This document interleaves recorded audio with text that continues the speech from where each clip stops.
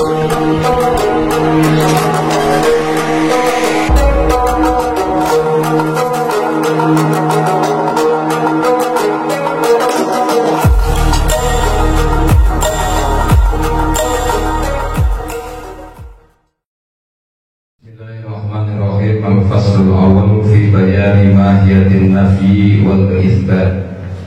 Wa amma mahiyatun nafyi wal itsbat fa huwa afdalu wa ashaddu ta'thiran wa huwa kalimatu la ilaha illallah.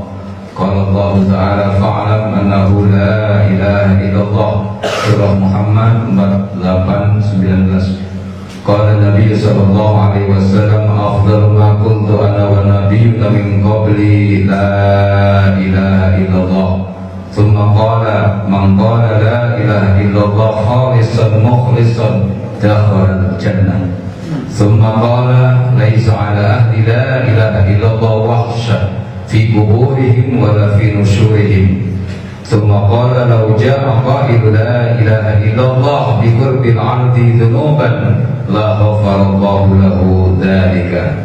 Wa hadhihi al-kalimatu thayyibah kama tutahhiru adh-dhakir an asy-syirkil jalil tutahhiru an asy-syirkil al-khafi wa taj'aluhu khalisan mukhlisan.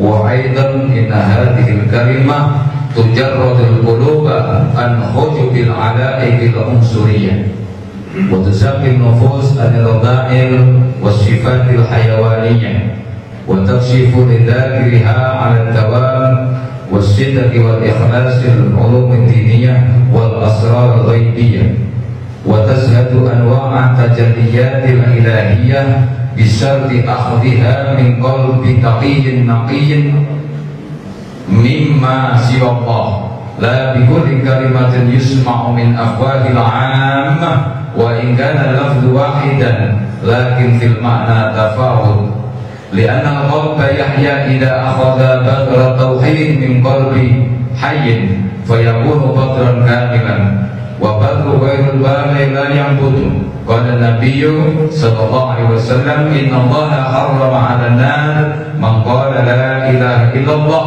yabtahi biha wajha. Rawahul Bukhari wa Muslim. Sudah belum ya. Sebelum masuk pada pasal awal dengan tidak termaksud ingin disanjung, kira-kira dengan sekelumit pembahasan muqaddamah tadi ada tambahan pengetahuan? Ada tambahan pengetahuan? Ada sedikit pencerahan barangkali? Itu aja yang saya tanyakan supaya saya tidak menjadi burung beo bicara tapi tidak bermakna. Saya ingin al-kalamu walaupun rokabun mubin juga ada manfaat dan faedah. Minimal terbukalah ternyata mutiara yang Allah hilang adalah zikir. Tetapi mari kita masuk zikir yang bagaimana yang bisa ausolul wasail abdulul umum abdul umuril fadail, yang mana zikir yang berbobot sampai mampu menembuskan qalbu kepada Allah dengan tetap menghormati semua zikir-zikir yang lain. Pasal pertama menjelaskan tentang hakikat kalimat yang mengandung nafi dan isbat, yaitu kalimat la ilaha illallah. Dan maaf, saya tidak bermaksud merendahkan, tapi pengalaman diri saya sendiri. Saya belajar di pesantren, kalau tahunnya belasan tahun. Saya ikut kuliah dan selesai. Jujurlah, saya sendiri belum paham bahwa kalimat la ilaha illallah itu di atas kalimat yang lain. Saya masih menganggap ya la ilaha illallah amalan biasa. Saya mungkin yang lain kawan-kawan tidak seperti saya mungkin, tapi mungkin juga seperti saya. Wa amma mahiyatun nabi wal isbat, adapun hakikat, mahiyah itu hakikat. Kalimat yang mengandung nafi dan isbat, bahwa abdul, ialah kalimat yang sangat unggul, yang lebih unggul, wa asyaddu, dan lebih apa asyad?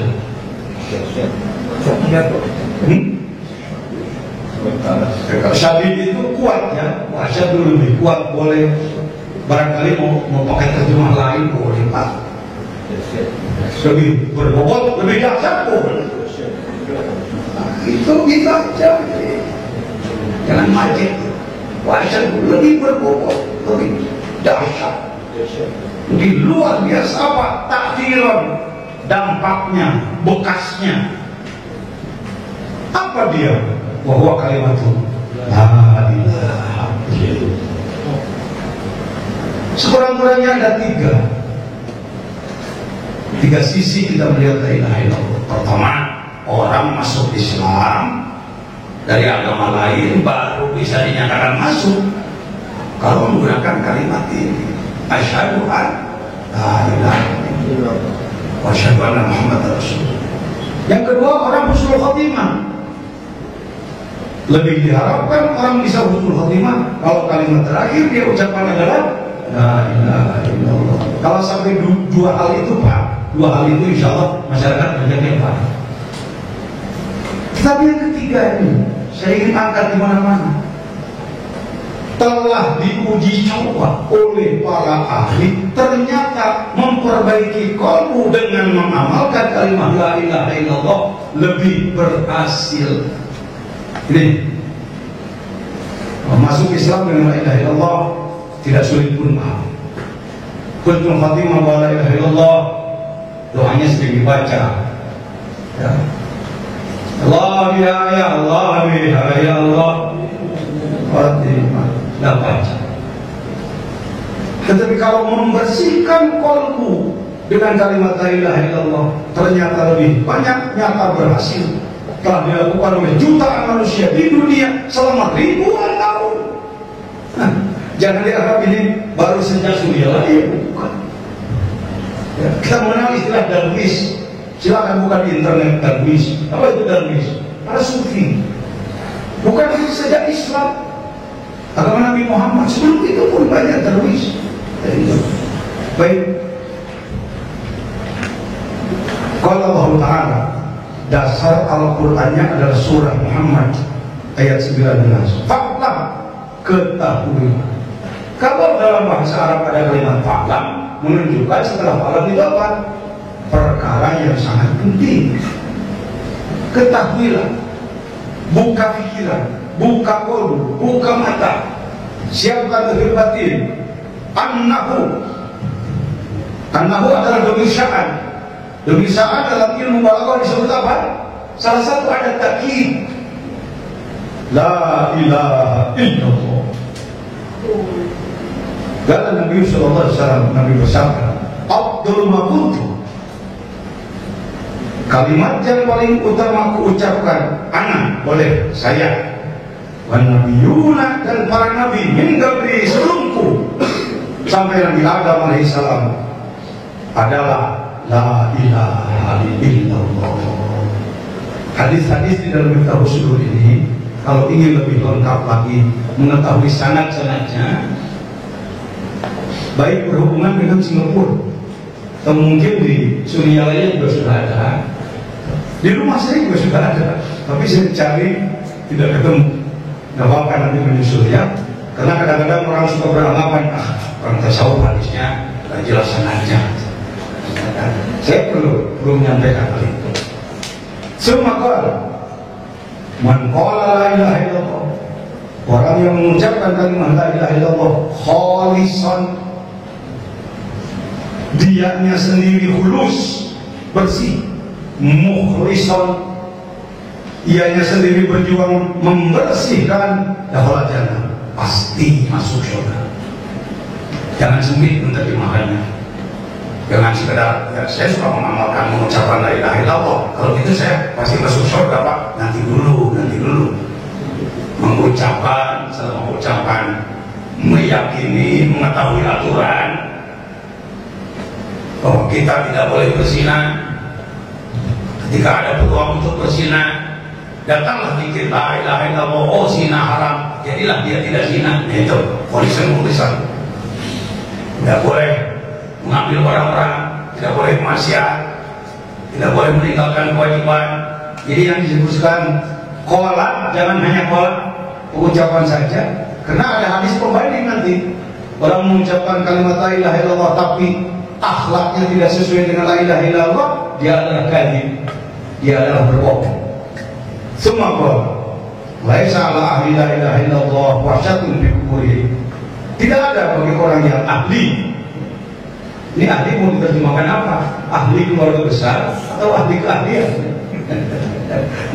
Yang ahli, yang memang pengamal, pemaham, yang mendalam, sehingga ia berakhlak baik, sehingga ia bertakwa. Tentu tidak ada wahsyat, sesuatu yang tidak putih di kuburnya, walau fi nusyurihim, dan ketika bangun di hari kiamat nanti. Bahkan Rasulullah bersabda, "Lau ja'a ghairu la ilaha illallah bi kulli ardi dzunuban." Kalau seseorang mempunyai dosa setimbang bumi dan dia mengucapkan la ilaha illallah, ya, mengucapkan la ilaha illallah, tidak Tuhan selain Allah, yang diikuti dengan pengamalan, pelaksanaan ketaatan, maka Allah akan mengampuni dosa dia. Contohnya orang-orang yang masuk Islamnya sudah tua, dengan la ilaha illallah dosanya dihapus sekian banyak. Apakah hanya ke situ?